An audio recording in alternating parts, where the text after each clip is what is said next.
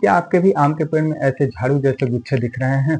क्या एक ही जगह से बहुत सारी पत्तियां निकल रही हैं, टेढ़ी मेढ़ी, पतली, और वहीं घूम जा रही हैं और फल नहीं बन पा रहे हैं? तो सावधान हो जाइए, यह कोई साधारण जिंक या बोरान की कमी नहीं है, बल्कि यह एक आम का रोग है जिसका नाम मॉल फॉर्मेशन है। लेकिन घबराने की बात नहीं है, क्योंकि आज इस वीडियो में हम आपको बताएंगे 100% देसी तरीका, जैविक और प्राकृतिक रूप से गौ आधारित तरीके से हम इसे कैसे ठीक कर सकते हैं। तो नमस्कार, आप सभी का स्वागत है हमारे चैनल खेती गुरुजी में, जहां हम आपके अपने खेती से जुड़ी, पेड़ पौधों से जुड़ी सभी सवालों का जवाब सही और सटीक तरीके से देते हैं। अब हम इस विषय पे आते हैं कि यह जो रोग है इसके लक्षण क्या हैं। तो जैसा कि इस समय फरवरी का माह चल रहा है, हमारे आम के पेड़ में बौर और फूल सब एक साथ निकलते हैं, नई कोपलें आती हैं, लेकिन वह एक ही जगह से यदि बहुत सारी पत्तियां निकल रही हैं और वहीं घूम जा रही हैं, टेढ़ी मेढ़ी हो रही हैं, हमारे जो बौर हैं, जो मंजरियां हैं, वो गुच्छे बन के एक ही जगह से सूख के गिर जा रहे हैं, फल नहीं बन रहे हैं। तो इसके लिए सबसे पहले हमें उपाय करना चाहिए। इस फंगस को हटाने के लिए हमें इस फंगस की जगह यानी इस गुच्छे से 6-8 इंच नीचे से हमें काट देना है। काटने के बाद विशेष ध्यान देना है कि वह गुच्छे वहीं न रह जाए। हमें उन गुच्छों को अपने बाड़े से, अपने कैंपस से दूर ले जाके उसे जला के खत्म कर देना है, क्योंकि यह फंगस दूसरे पेड़ों को भी फैल सकता है। यह फैलने वाला फंगस है। अब हमें उस पे कटे हुए जगह पे सुरक्षा लेप लगानी है।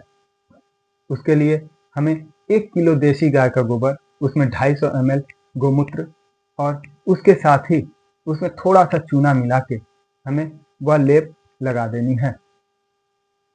ये हमारा सबसे पहला सुरक्षा कवच है। उसके बाद 1 हफ्ते बाद आप इस पे स्प्रे का काम शुरू कर दीजिए। स्प्रे हमें ज़्यादा नहीं करना है, 2-3 बार करनी है। आपके पास 2 विकल्प आते हैं, आप या तो पहला चुन लीजिए या दूसरा। पहला विकल्प है 10 लीटर पानी में 1 लीटर गोमूत्र, लेकिन वह 7 दिन पुराना होना चाहिए। उसके बाद उसमें 50 ग्राम नीम के पत्ती का रस मिला के आप उसका छिड़काव 10 से 15 दिन पे कर दीजिए। अगर यह आप नहीं कर पा रहे हैं तो दूसरा विकल्प भी चुन सकते हैं। दूसरे विकल्प के लिए आप 10 लीटर पानी में 1 लीटर जीवामृत और 100 ml छाछ यानी मट्ठा ले लेना है। इसके घोल का छिड़काव आप करके इन्हें इस रोग से बचा सकते हैं, पेड़ को।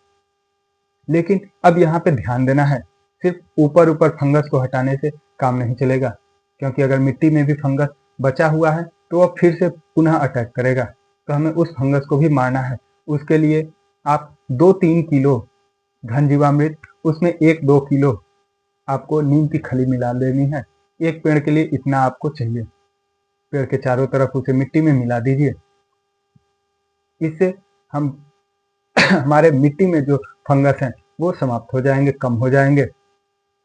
अब विशेष ध्यान देना है, जैसा कि मैंने बताया कि जब पेड़ का ग्रोथ रुक जाता है इस फंगस की वजह से, तो हम देखते हैं कि ग्रोथ रुक रहा है, फंगस लगा हुआ है, तो चलो हम इस पे यूरिया मार देते हैं, खाद दे देते हैं, पेड़ ग्रोथ करने लगेगा, रन करने लगेगा। जैसा कि हम सभी जानते हैं कि यूरिया देने से पेड़ पौधे हरे भरे हो जाते हैं और तेजी से बढ़ते हैं।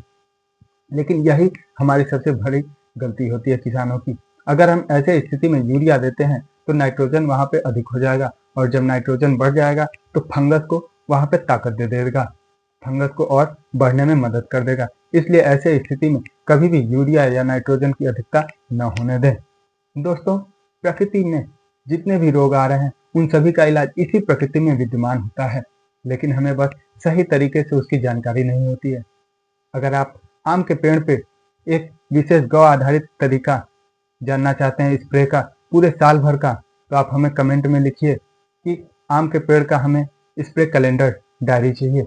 तो हम अपने वीडियो में उसकी पूरी तालिका, पूरे साल भर की तालिका आपको नोट करा देंगे।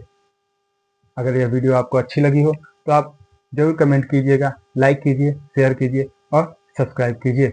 और आपका अन्य कोई भी प्रश्न हो तो आप हमें कमेंट कीजिए, या फिर स्क्रीन पर चल रहे हमारे व्हाट्सएप नंबर पे हमें अपने समस्या का फोटो खींच के, अपने पेड़ पौधों का, आप हमें वहाँ पे भेज सकते हैं और अपनी समस्या पूछ सकते हैं। आज के लिए बस इतना ही। धन्यवाद।